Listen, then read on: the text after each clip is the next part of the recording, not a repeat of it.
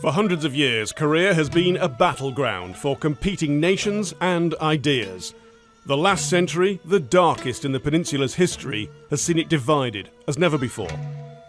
It began with Russia and Japan fighting for control. Japan used victory to annex Korea in 1910, having already installed a puppet leader. Sun Jong was the last Korean emperor. By the time he died, the Japanese were completely in control and attempting to undermine Korean identity. With Japan defeated in World War II, Korea fell victim to the Cold War.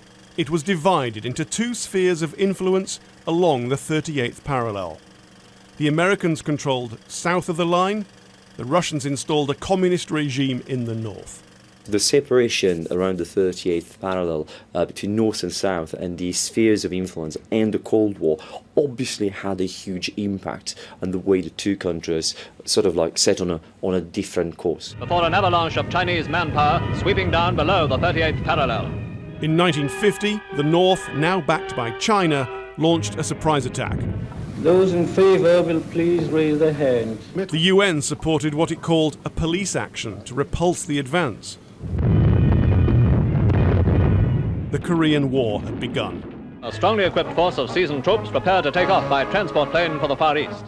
Most troops on the UN side were American, but 90,000 British soldiers were involved fighting the Chinese Red Army. More than 1,000 were killed, many of them conscripts. By the time an armistice was signed in 1953, 2.5 million people had died. The line of division remained where it started, the 38th parallel.